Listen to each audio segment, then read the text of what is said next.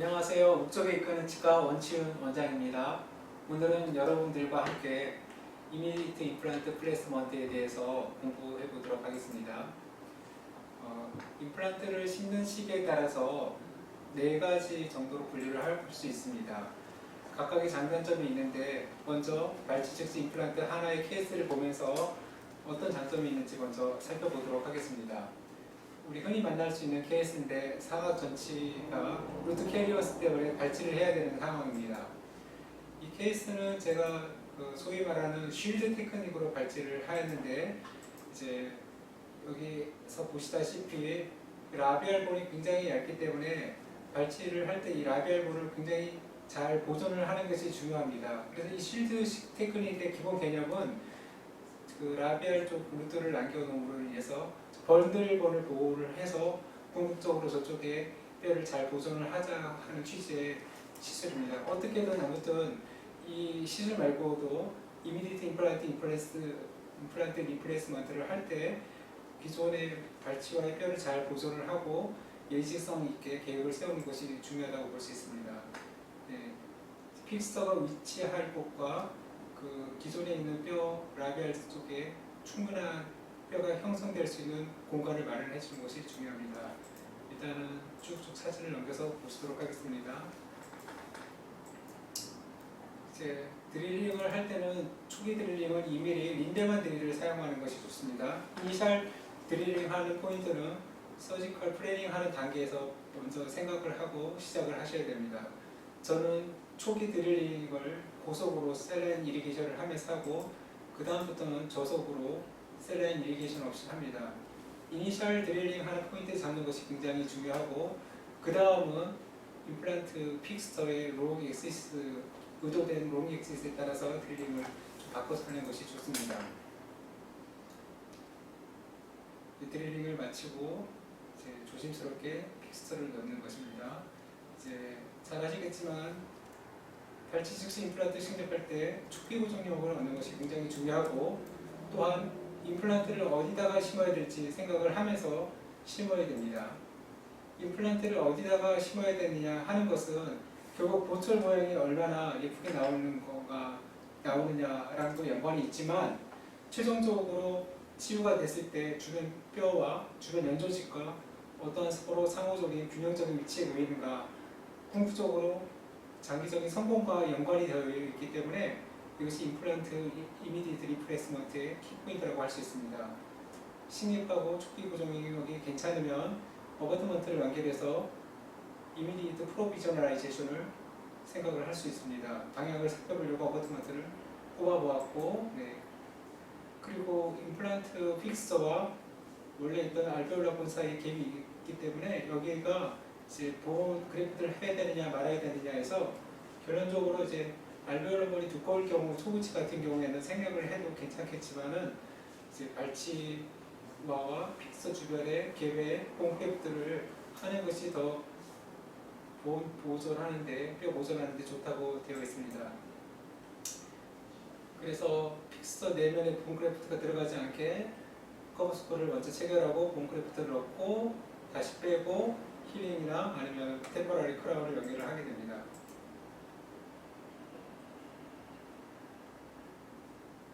템포러리 크라운을 갖다가 이제 다듬는 과정입니다.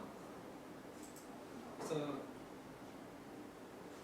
바로 이렇게 템포러리까지 하고 발치하고 임플란트 심고 템포러리까지 하게 된다면은 환자가 만족이 높겠죠.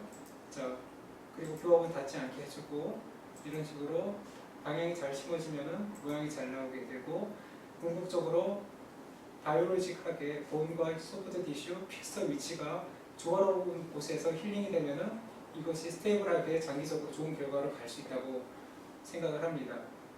그래서 이미디트 임플란트 리플레이스먼트의 지금 장점이 무엇이냐? 바로 심어서 이렇게 좋은 결과를 얻을 수 있다고 하면은 환자가 좋겠죠. 2번 하지도 않고 한 번에 다 끝낼 수가 있으니까. 그래서 이미디트 임플란트 리플레이스먼트는 문헌상으로 1993년에 처음에 보고되었다고 하는데, 사실 보고가 1993년이지만 그 전에 아마 시도하지 못한 분들이 분명히 있을 것입니다. 그리고 이미디트 임플란트 리플레이스먼트는 초창기에 나온 개념이 아니라 초창기 임플란트는 힐링된 리치의 임플란트를 심는 것에서 첫 프로토콜이 시작이 되었기 때문에 과연 발치 즉시 임플란트를 식립할 때 그 결과가 전통적으로 치유된 리치의 임플란트를 심었을 때랑 결과가 똑같은가를 비교를 하는 논문들이 많이 나왔습니다. 그래서 결론은 차이가 없다. 그래서 인디케이션이 된다고 하면은 발치 즉시 임플란트를 심었을 때 그 장점을 누릴 수가 있겠죠. 발치 즉시 임플란트를 심었을 때 어떤 장점을 얻을 수 있는가를 보여주는 케이스입니다.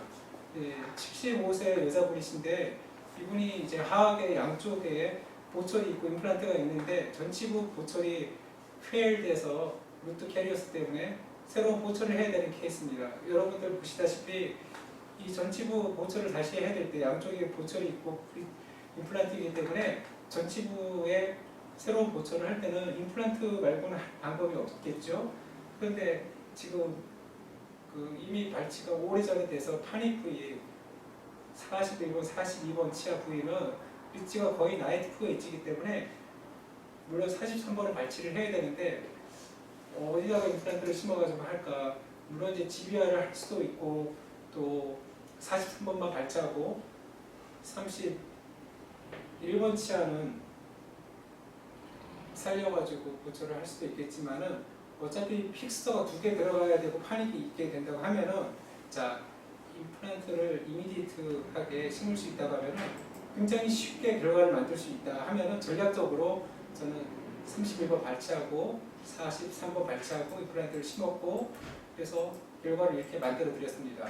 즉 여기서 말씀드린 내용은 핵심은 뭐냐면은 이미디트 임플란트 리플레이스를 예지성 있게 한다고 하면은 굉장히 쉽다는 것입니다.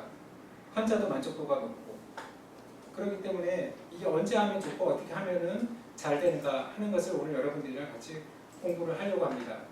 다시 말씀드리지만은 발치 즉시 임플란트 심는 것을 타입 1이라고 하고 연조직만 치유됐을 때 심는 것을 타입 2, 4주에서 8주 그리고 뼈가 어느 정도 초기 힐링이 되었을 때 심는 것을 타입 3, 즉 12주에서 16주, 3달, 4달째 심는 것을 타입 3, 그 후에 지연되게 심는 것을 타입 4라고 합니다.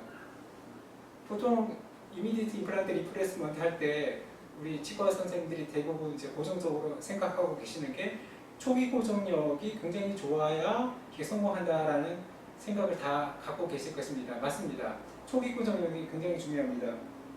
그런데 제가 이제 선호하는 바이콘 웰락 타입의 임플란트는 사실은 요새는 SF라는 임플란트로 초기 고정력이 나오는 제품이 나왔지만은 애당초에는 초기 고정력을 생각하지 않고 만든 제품입니다. 그런데도 제가 이 임플란트의 장점이 분명히 많기 때문에 발치 즉시 임플란트 케이스를 2012년에 했던 케이스입니다. 그래서 물론 이제 보시다시피 발치하고 그 당시에는 바이콘이죠. 바이콘 임플란트를 심고 그래서 이렇게 완성을 해서 지금까지 잘 쓰고 있습니다. 25분 치아인데 자연 치아처럼 결과가 좋게 지금까지 잘 나오고 있는데 여기서 드리고자 하는 말씀의 핵심은 뭐냐면은 발치 즉시 임플란트를 해도 된다, 안 해도 된다 라는 차원이 아니라 했을 때 결과가 좋게 나와야 된다는 것이죠. 우리가 어떤 일을 할 때 그냥 해도 된다 하는 거지만은 더 좋은 결과를 얻을 수 있는 길이 있다고 하면은 그것을 찾아야 되죠. 인디케이션이 됐을 때 발치 즉시 임플란트를 하면은 굉장히 결과가 좋다. 결과가 좋다라는 것은 두 가지입니다. 예쁘고 그리고 그게 주변의 연조직과 뼈와 하모나이즈가 되기 때문에 조화를 이루기 때문에 생물학적으로 스테이블하게 롱텀하게 갈 수 있다는 것입니다. 그러면 어떠한 법칙을 지켜서 임플란트를 이렇게 심었을 때 이것이 가능한가라는 걸 생각을 해야 되겠죠. 자 여기서 또 하나 생각할 것은 그러면은 이게 발치 즉시 임플란트를 심었을 때 그렇게 결과가 좋다고 하면은 가능하면은 발치 즉시 임플란트를 다 심는 게 좋잖아요. 그런데 인디케이션이 있고 콘트라 인디케이션이 있고 타입 1 리플레이스가 좋을 때가 있고 타입 2가 선호될 때가 있고 어떤 선생님은 한 3, 4개월 있다가 심는 타입 3가 좋을 때가 있다는 것이죠. 이 인디케이션을 잘 알아야 됩니다. 그래서 각각의 장단점에 대해서 요약이 되어 있는 그래프입니다. 그래서 어떨 때 하면 안 되는가라는 거, 액티브 인펙션이 있거나 아니면 조절되지 않은 치주염이 있거나 아니면은 픽스처를 심었을 때 그 픽스처와 라비얼 본 사이의 갭이 2mm 이하가 된다고 했을 때는 심을 수가 없습니다. 그리고 또 에이트라우마틱하게 익스텐션이 안 돼가지고 발치할 때 알베올라 본에 마이크로 프랙처가 있는 경우도 해서는 안 됩니다. 그럴 때는 리치 프리저베이션, 소켓 프리저베이션만 하고 딜레이하게 임플란트를 리프레스를 해야 되겠죠. 또한 발치하고 나서 치유되는 양상이 심미적으로 되지 않을 것 같아요. 그랬을 때는 나중에 본 그래프트를 하거나 연조직 그래프트를 해서 심미적으로 에스테틱 라인을 맞춰야 된다고 했을 때도 발치 즉시 임플란트를 해서는 안 된다고 생각합니다. 이런 것 빼고는 이제 발치 즉시 임플란트를 했을 때 환자가 만족도가 높고 결과도 좋고 빨리 할 수 있으니까 좋다라는 것이죠. 자, 케이스 보겠습니다. 발치를 해야 될 수밖에 없는 케이스고 발치 즉시 임플란트 리플레이스먼트의 인디케이션이 돼서 했습니다. 자, 이런 경우는 어떨까요? 자, 우리가 테크닉을 익히는 것도 중요하지만 언제 하는 게 좋으냐, 언제는 하지 말아야 되느냐, 이거 구별하는 거 중요합니다. 결론적으로 이 케이스는 발치를 하고 지연 식립을 했던 케이스입니다. 라비알 볼이 굉장히 얇고 물론 굉장히 자세히 보면은 아주 스티인하게 가는 라비알 본이 살아있지만은 기존의 알베올라 본이 라비오 링구알로 굉장히 얇은 뼈였습니다. 그래서 본 그래프트 하고 나중에 식립을 하였습니다. 다시 말씀드리지만은 그냥 하는 거랑 어떻게 하는 게 더 결과가 좋은가라는 걸 생각해가지고 우리는 안전하게 제일 최상의 결과를 처음부터 플래닝을 하고 시도를 해야 된다고 생각을 합니다.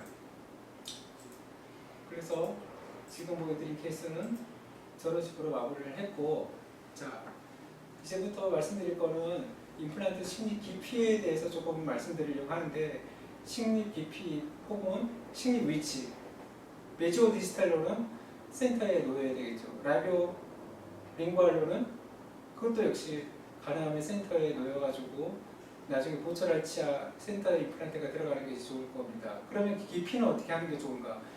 자, 결론적으로 이머전시 프로파일과 바이오로직 위드스를 고려해서 심어야 되는 거고, 그리고 아나토미컬한 스트럭처를 생각을 해서 라비오 디스탈, 라비오 링구알, 디스토 링구알 사이에 본 디스크레펀시가 있다라는 걸 생각을 해서 심어야 되고, 발치와의 힐링을 양상을 예견해서 심어야 된다는 것입니다.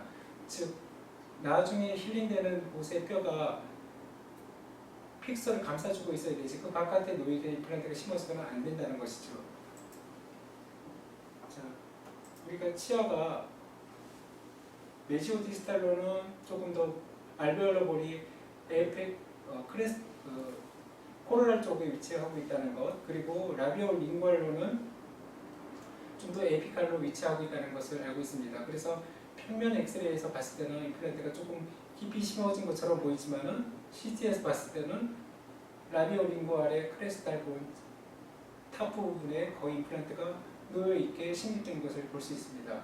즉 치유되었을 때 픽스자가 본에 다 놓일 수 있도록 임플란트가 놓여진다고 하면은 가장 낮은 곳에 레벨이 기준이 되어서 심어야 되는 것이고, 첫 번째 원칙입니다. 그리고 이제 또 나중에 말씀드리겠지만 조금은 서브 크레스탈, 제가 발치 즉시 임플란트 말고 힐링된 일제 임플란트를 심을 때도 조금 서브 크레스탈을 선호를 하는 편인데, 그 이유는 이머전시 프로파일을 생각해서 그렇게 결정을 하는 것입니다. 그렇게 깊이를 결정을 해야 된다는 것입니다. 자, 이것이 중요하죠. 발치가 되면은 리치는 리모델링이 되고 점점 작아진다는 걸 알고 있습니다. 그러면은 이 패턴을 갖다가 예측을 하고 임플란트를 어디다가 심어야 될지를 결정을 해야 되겠죠. 혹은 이렇게 본 흡수되는 것을 막을 수 있는 방법을 동원을 해야 됩니다. 자, 가장 발치하고 쉽게 없어지는 본이 버칼 쪽에 크리스탈 본이라고 합니다. 여기가 가장 먼저 빨리 없어집니다. 그러면은 이 패턴을 알고 우리가 임플란트를 심어야 되겠죠. 자, 이런 패턴을 알고 우리가 임플란트를 이제 심을 때, 예를 들어 가지고 지금도 발치하고 임플란트를 즉시 심었는데 예전에 그런 생각을 할 수가 있는 거죠. 발치하고 기다리고 싶는데 어차피 본이 그렇게 힐링이 될 걸 알고 있다고 하면은 그 본 힐링되는 것을 알고 예상하고 거기다 임플란트를 심으면 되지 않느냐. 맞습니다. 그렇게 하시면 됩니다. 과거에는 사실은 임플란트를 심고 거기다가 이제 프라이머리 클로저를 하려고 했었어요. 지금도 본 필링 하는데 조금 더 확실하게 하고 싶고 이니셜 스테이블리티가 없을 때는 여러 가지 방법을 사용해서 이렇게 프라이머리 클로저 없고 색깔 높이 하고 임플란트 하는 게 좋습니다. 그러나 어떤 경우는 요새 힐링 어버트먼트를 쓰거나 아니면 이미디트 프로비저널라이제이션, 템포러리 크라운을 바로 만드는 것이 조금 더 효율적이고 조금 더 치유가 도움이 되는 것 같습니다. 자, 그랬을 때 우리가 임플란트를 심어놓고 장기적으로 문제가 생기는 것의 대표적인 경우가 임플란트 주의염이겠죠. 페리 임플란타이티스. 이것은 발치식시 임플란트 심리 케이스가 아닌데, 자, 처음에 괜찮게 심어졌던 임플란트가 시간이 한 6년이 지났는데 라비알 쪽에 진지막이 리세션이 됐습니다. 알고 보니까 왜 그럴까요? 본 서포트가 없었습니다. 본 서포트가 없으니까 잇몸이 내려갈 수밖에 없게 되는 것입니다. 그러니까 본 서포트 안에서 임플란트를 심어서 그 잇몸이 계속 유지가 되도록 해야 됩니다. 이것은 어떻습니까? 자, 라비알 쪽에 보시면은 링괄에 비해서 알베올라 본이 조금 더 흡수가 이루어졌기 때문에 픽스터는 라비알 본을 기준으로 해서 좀 깊이 심겨졌습니다. 그렇지만은 저 버칼 쪽으로 픽스터에서 2mm 이상의 뼈가 남아있기 때문에 그 위에 형성된 이머전시 프로파일과 연조직은 굉장히 안전적으로 갈 수가 있을 것입니다. 이것이 기준이 되어서 발치 즉시 임플란트 심을 때도 이런 결과가 나올 수 있도록 심어야 된다는 것이죠. 그랬을 때 이제 파노라믹 뷰, 평면 엑셀에서는 조금 깊이 심은 것처럼 보이지만은 CT에서는 그렇지 않다는 것이죠. 최소한의 안정적인 위치의 임플란트가 심긴 것입니다. 자, 이것은 어떨까요? 이것은 저희 아버님 케이스인데 임플란트 발치하고 즉시 심었던 케이스입니다. 여기서는 라비알 쪽에 임플란트가 한 2mm 정도 서브 크리스탈로 심겼습니다.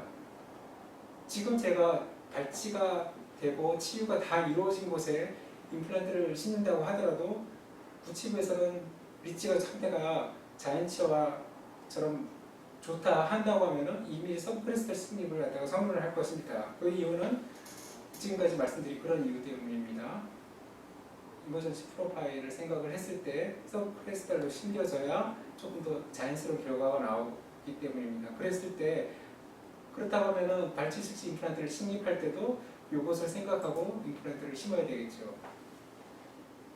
그렇지 않을 경우에는 어떻게 될까요? 자, 이분은 제가 2002년에 병원을 이제 개원을 처음 했는데 개원하고 나서 차트 번호 15번으로 처음으로 저한테 개원하고 임플란트를 하러 오신 분이십니다. 감사하게 이분이 아직도 다니고 계시는데 지금 이제 2002년에 36번 임플란트를 심었고 지금 보니까 처음에 심었던 사진과 비교했을 때 라비알 진지발 리세션이 생기고 있습니다. 이분이 지금 올해 와서 14번 임플란트를 다시 해야 되는 찬스가 생겨서 CT를 찍어봤더니 36번 쪽에 버칼 쪽에 본이 없습니다. 그러니까 라비알 진지발 리세션이 될 수밖에 없습니다. 즉 무엇을 말씀드리려고 하는지 아시겠죠? 연조직은 본 서포트가 없으면 내려갑니다. 여기서 포켓이 생긴다고 하면은 조금 더 악순환이 생길 수가 있지만은 다행히 진지발 리세션이 왔기 때문에 조금은 연조직이 피곤하고 조금 안 좋을 때는 저기 환자가 조금 면역성이 떨어질 때 불편하게 느껴지겠지만은 저기서 그대로 그냥 유지가 되는 것입니다. 즉 연조직은 본 있는 데까지 지켜줄 수밖에 없다. 그렇다고 하면은 이런 상황을 피하기 위해서는 연조직을 조금 더 예쁘고 안정적으로 하려고 하면은 거기에 맞춰서 본을 만들든지 그 본이 힐링되는 것을 맞춰가지고 우리가 임플란트를 심어야 된다 생각을 할 수 있겠죠. 자, 이분은 제가 거의 10년 전에 임플란트를 심어드렸는데 그때만 하더라도 이렇게 깊이 심고 나서는 그 당시 기준으로 굉장히 임플란트가 깊이 심은 것이 아닌가 싶었지만은 이렇게 깊이 심었기 때문에 지금 기준으로는 저 정도는 심는 것이 표준이야라고 많은 선생님들이 아마 동의하실 것 같은데 그렇기 때문에 라비알 쪽에 심리적으로 연조직이 지켜졌고 음식물도 끼지 않는 이모전지 프로파일이 예쁘게 나와서 건강하게 임플란트가 지금까지 잘 유지가 되고 있습니다. 즉 여기서도 버칼본이 2mm 정도 픽스해서 수프라로 올라와 있고 반대로 임플란트는 2mm 정도 서브크레스탈로 식립이 되어 있는 것을 볼 수가 있습니다. 만약 임플란트를 충분히 깊이 식립하지 않을 경우에는 조금 비심미적인 크라운이 되겠지요.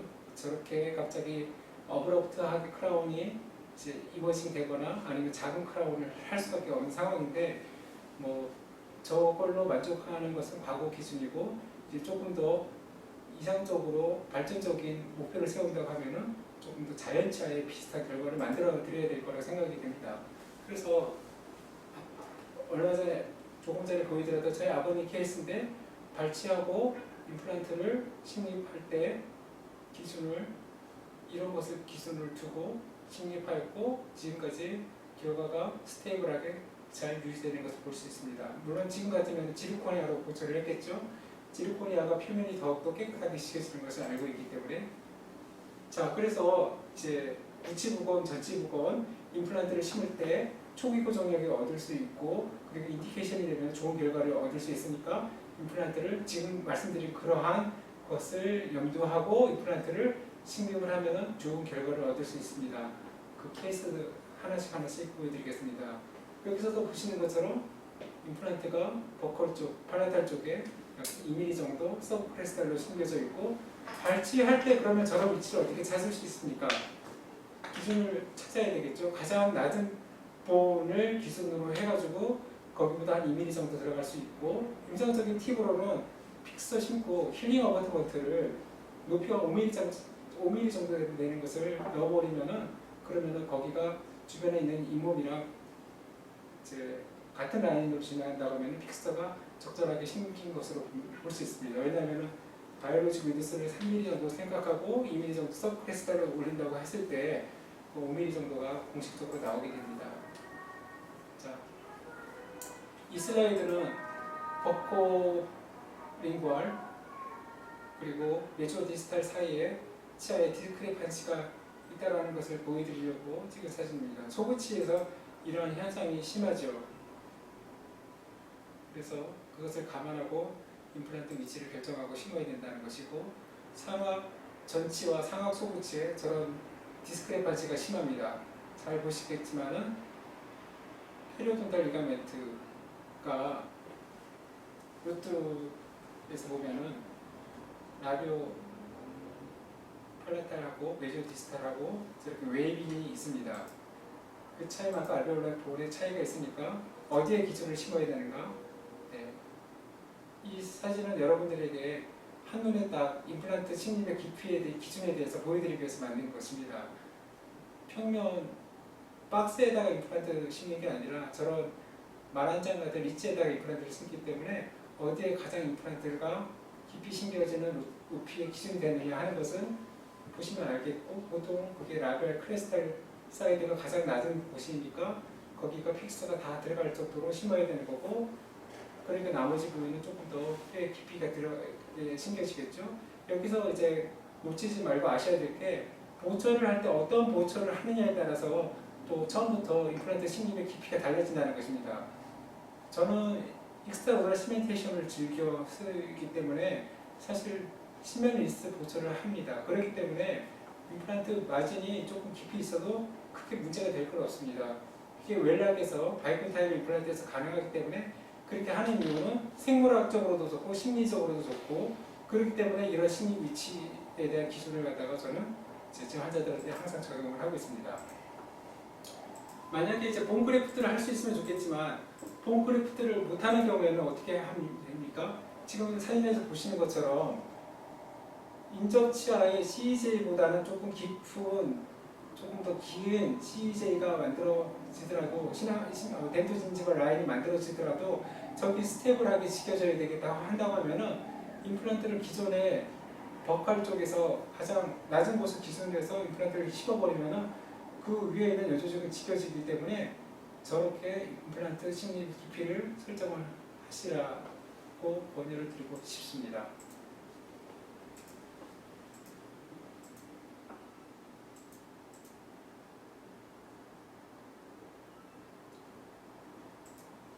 자,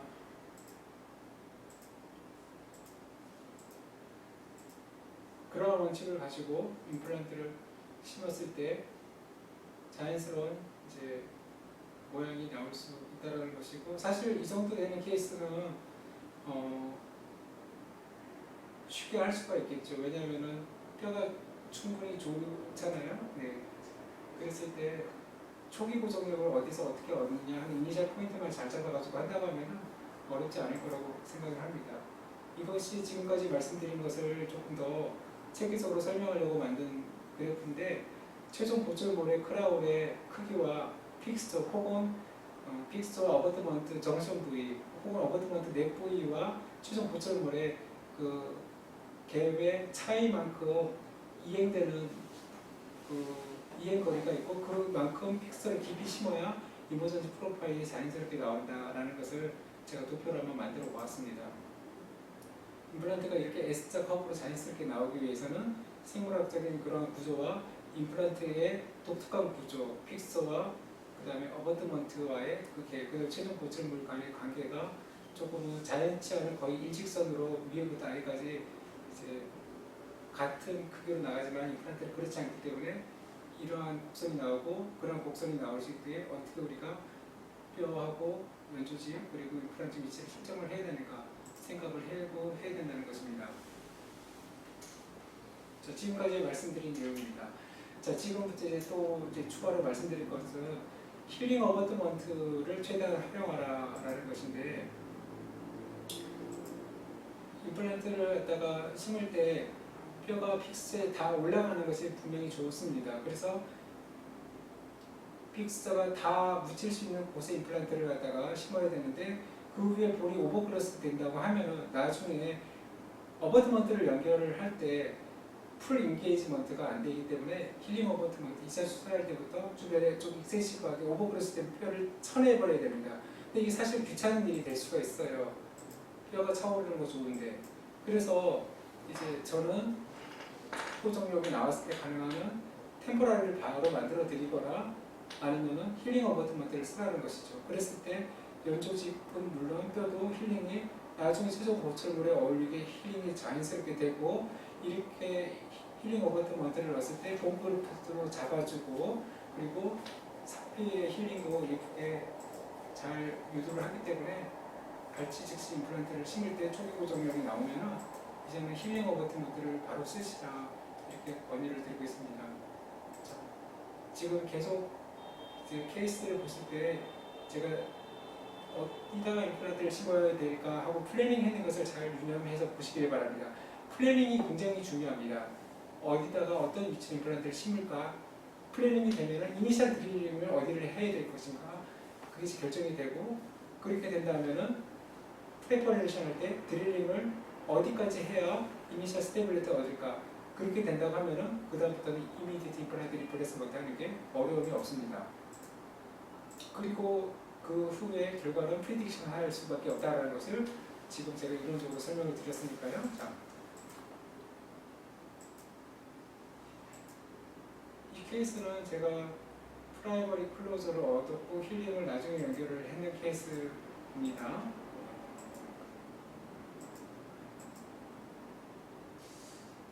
이 케이스는 바로 임플란트를 심고 힐링을 연결을 했는 케이스인데, 보시면은 센터에다 심었죠. 이제 어떤 원장님들은 팔라탈이든지 라비알이든지 루트 하나를 선택해서 거기다가 심는 게 유리하지 않습니까? 라고 하는데, 저는 그렇지 않습니다. 충분히 세탈본을 이용해서 거기다가 심었을 때도 고정력을 얻을 수 있는 위치가 분명히 있고, 충분히 드릴링을 잘하면 초기 고정력을 얻을 수 있고, 거기서 본을 얻을 수 있고, 자가볼과 제노그래프트 혹은 알로그래프트를 믹싱해서 쓸 수가 있습니다. 그리고 바이콘에서 옛날부터 레코멘드 해드린 것처럼 저속 드릴링을 하는 것이 굉장히 중요하다고 생각을 합니다. 그래서 힐링 어버트먼트 넣었고 자연스럽게 치유가 되어서 보철을 완성을 해낸 케이스입니다. 자, 바이올로직 위드스라는 것은 외부 환경으로부터 우리 몸을 보호하기 위한 최소한의 연조직 두께입니다. 치아에서는 평면적으로밖에 생각할 수밖에 없지만은 임플란트에서는 3차원적으로 생각을 해야 된다고 합니다. 아까 제가 그 도식적으로 보여드린 그 S자 커브 그림을 생각하시면 이해가 되실 것입니다. 여기서 중요한 디멘전이 두 개가 있는데 본 입장에서는 픽스업 라벨 쪽으로 주변으로 최소한 2mm 정도의 본 두께, 그리고 치아와 임플란트 사이에는 최소 1mm, 1.5mm의 공간을 유지를 하라 하는 중요한 디멘전이 있고, 그리고 연조직은 뼈 위에 항상 3mm가 존재할 수 있도록 우리가 설계를 하라라는 것이 굉장히 중요한 개념입니다. 이 연조직은 임플란트를 외부 환경으로부터 지켜주고 또한 혈류 공급이 되고 면역 기능을 하기 때문에 여기를 힐링을 처음부터 유도를 하고 우리가 디자인을 해서 만들었을 때는 이거 심미적인 디자인과 더불어 한다고 하면 최상의 결과를 만들어줄 수밖에 없습니다. 뼈가 중요하게 강조되었던 시대에서 이제는 연조직이 중요하게 강조되는 시기입니다. 저 연조직이 임플란트를 결국은 지키고 그 심리성을 결정하는 것입니다. 요약하면은 저게 블러드 서플라이가 되어서 면역성이 유지가 되는 것이고 연조직의 레질리언스, 탄성이 유지되기 때문에 커넥티브 티슈가 없는 임플란트의 단점을 보완하게 되는 것입니다. 정셔널 에피셀륨이 중요한 것처럼 임플란트 주변에도 자연치의 정셔널 에피셀륨과 비슷한 구조가 있습니다. 여기서 임플란트를 외부 환경으로 지켜주는 바이올로직 윈드스의 기능을 제공하고 있습니다. 이제 시간이 없어서 그냥 여러분들 슬라이드를 보시기 바랍니다. 정셔널 에피셀륨의 기능을 4가지로 요약을 해드렸습니다. 지금까지 말씀드린 내용입니다.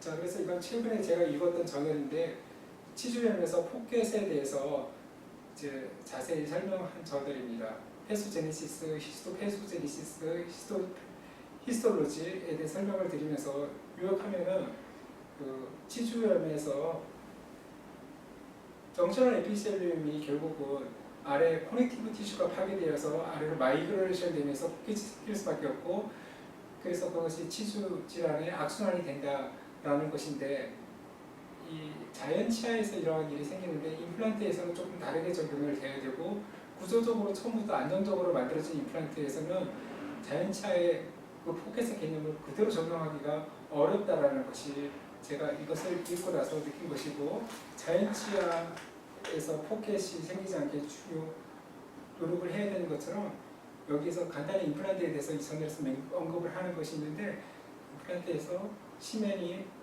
거의 페리오돈타이티스를 일으키는 거랑 비슷한 작용을 한다라는 것을 설명을 하고 있습니다.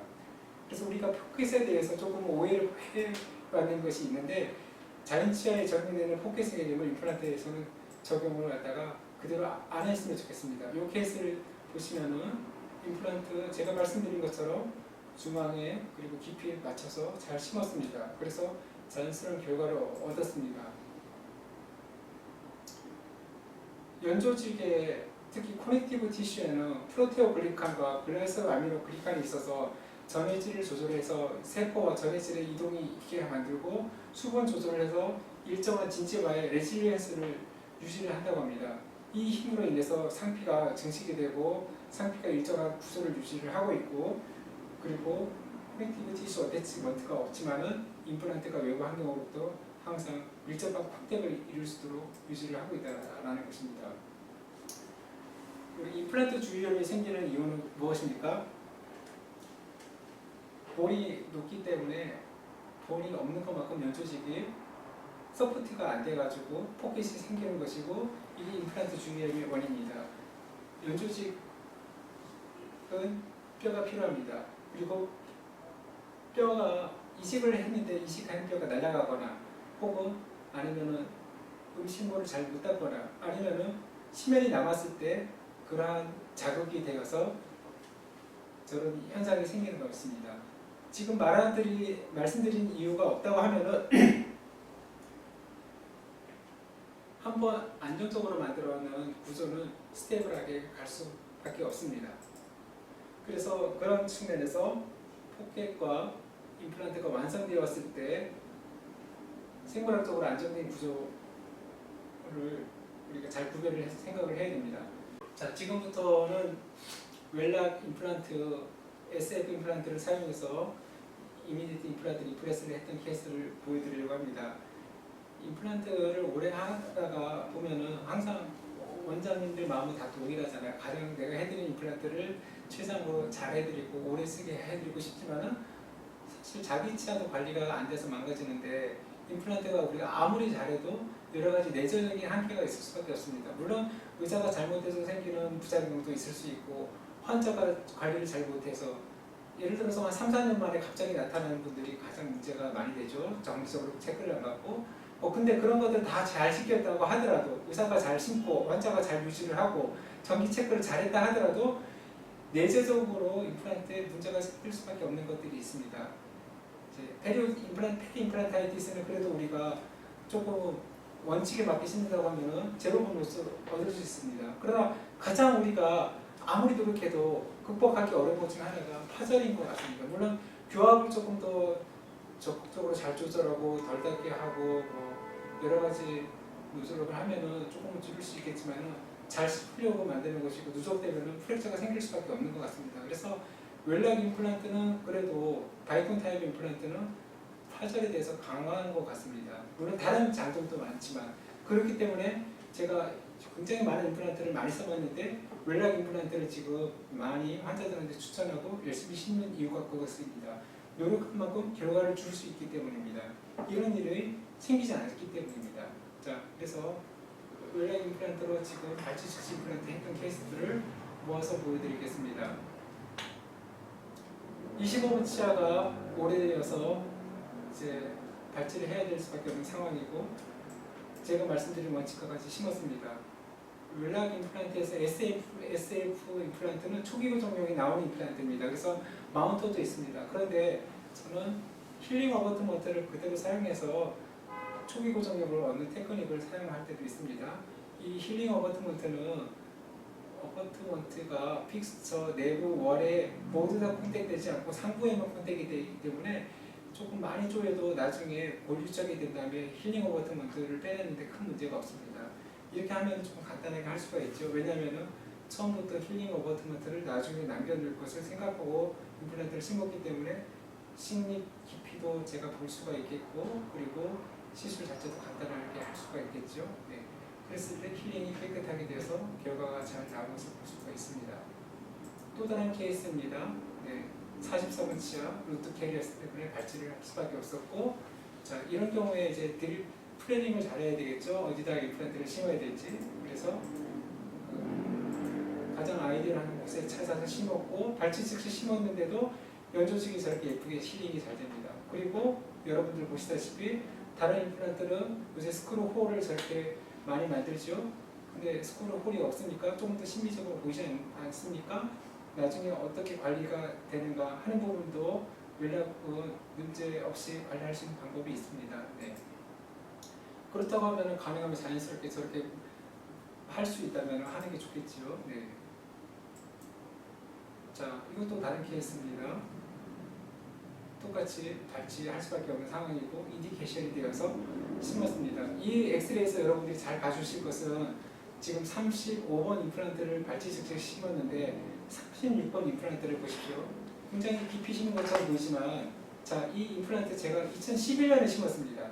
그리고 2021년 됐는데도 환자가 너무너무 편하게 쓰고 있고 소위 말하는 포켓이 생겨서 거기 때문에 뭐 임플란트 주염이나 치수염이 생겼다 이런 문제 하나도 없습니다. 연조직과 보온이 인테그레이션이 잘 돼서 인테그리티가 유지가 된다고 하면은 그것은 안정적인 구조로 봐야 되지 그게 치수염이 생기는 포켓으로 봐서는 안 된다는 것이죠. 자, 즉 임플란트를 익스트라 오럴 시멘테이션으로 해서 속사는 보철을 잘 만들 수 있으면은 저렇게 깊이 심었을 때 주변의 연조직과 뼈를 바이올로직하게 스테이블하게 만들 수 있기 때문에 좋은 결과를 줄 수 있다는 것입니다. 이것도 이제 또 다른 케이스인데 35번 임플란트죠. 36번, 37번이랑 비교했을 때 여러분들 결과를 한번 봐주시기 바랍니다.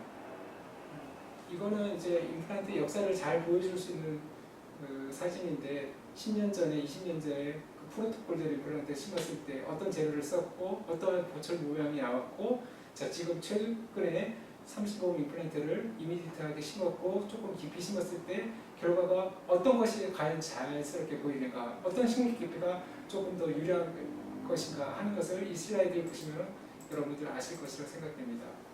그래서 초기 고정력에 SAF에서 충분히 얻을 수 있기 때문에 임플란트 편하게 SF 웰락 임플란트로 심을 수 있습니다. 그리고 모양 예쁘게 만들 수 있고 보초 예쁘게 만들 수 있습니다. 이렇게 만들면은 구조적으로도 안전하고 그리고 환자도 편하고 음식물도 아끼고 모양도 예쁘고 여러분들 보시다시피 결과가 저렇게 나옵니다. 그리고 발치 측정을 할 수 있다는 것은 환자 입장에서는 너무나 즐거운 일이고 그리고 더 좋은 결과를 얻을 수 있다고 하면은 우리 의사들이 적극 추천해야 될 일이겠지요. 네. 제가 했던 케이스들을 봐서 여러분들이 저렇게 할 수 있겠구나, 여러분들이 또 임상에 도움이 되기를 바랍니다. 자, 이상 임플란트 이미디트 리플레이스먼트에 대해서 간단하게 오늘은 리뷰를 해봤습니다. 경청해 주셔서 감사합니다. 더 궁금한 점이 있으면 이메일로 보내주시면 답장을 드리도록 하겠습니다. 감사합니다.